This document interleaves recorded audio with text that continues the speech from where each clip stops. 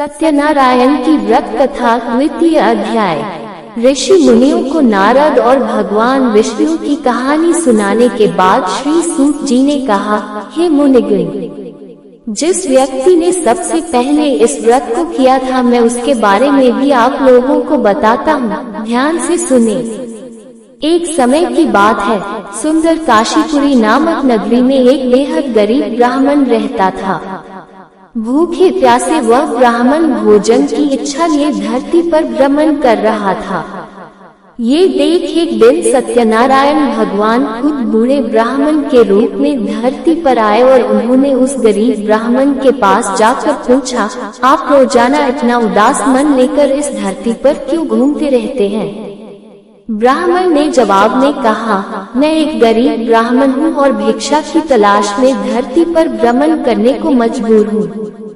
अगर आपके पास ऐसा कोई उपाय है जिसका पालन कर मैं अपनी गरीबी दूर कर सकूं, तो मुझे बताएं। इस पर बूढ़े ब्राह्मण ने कहा, तुम भगवान सत्यनारायण की आराधना करो। वो सभी के मन की मुराद को पूरी करते हैं। उनकी पूजा करने वाला हर शख्स दुख और कष्ट से दूर हो जाता है।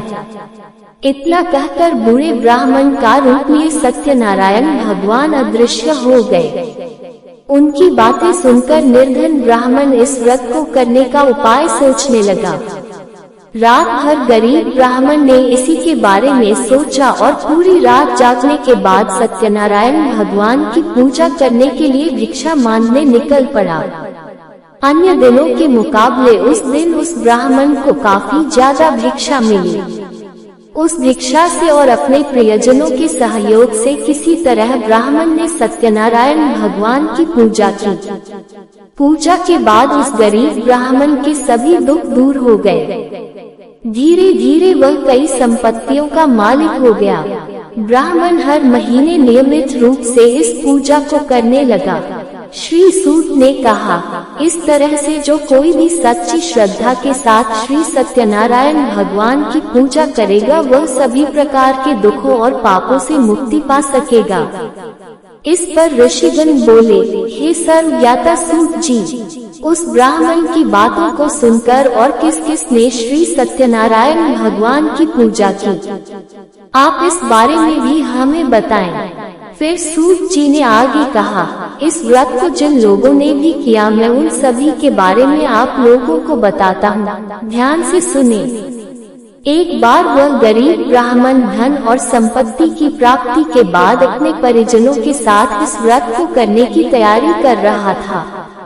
तभी एक बूढ़ा व्यक्ति लकड़ी बेचते हुए वहाँ आया। उसने लकड़ियों को बाहर रखा और स्वयं ब्राह्मण के घर के अंदर चला गया।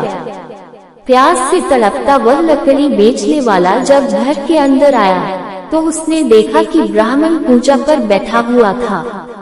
उसने ब्राह्मण को नमस्कार किया और पूछा, हे मुनिवर, आप ये कौन सा तप कर रहे हैं और इसे करने से क्या फल मिलेगा? लकड़हारे के सवालों का उत्तर देते हुए ब्राह्मण ने कहा, यह व्रत श्री सत्यनारायण भगवान का है। इसे करने से मन की इच्छा पूरी होती है। इसी व्रत का पालन करके मुझे धन की प्राप्ति हुई है। ब्राह्मण से इस व्रत के बारे में सुनकर लकड़हारा बेहद खुश हुआ। उसने चरणामृत व प्रसाद ग्रहण किया और तुरंत अपने घर चला गया। घर पहुंचकर उसने निश्चय किया कि किसी भी हाल में वह भी श्री सत्यनारायण भगवान की पूजा करेगा। इसके लिए वह लकड़ी बेचने उस नगर जा पहुंचा जहां अधिक संख्या में अमीर लोग रहते थे। वहां उससे पहले के मुकाबले अधिक धन मिला। इसके बाद उस लकड़हारे ने कमाए हुए धन से गेहूं का आटा, केला, घी, शक्कर, दूध सहित सत्यनारायण व्रत में लगने वाली सभी सामग्रियों को खरीदा। फिर उसने अपने परिजनों को भी आमंत्रित किया और पूरी विधि के साथ श्री सत्यनारायण भगवान का व्रत किया। इस पूजा को करने के बाद उस लकड़हारे को भी धन और संपत्ति की प्राप्ति हुई और आखिर में उसे वैकुंठ धाम की प्राप्ति हुई। इस प्रकार सत्यनारायण कथा का दूसरा अध्याय खत्म हुआ।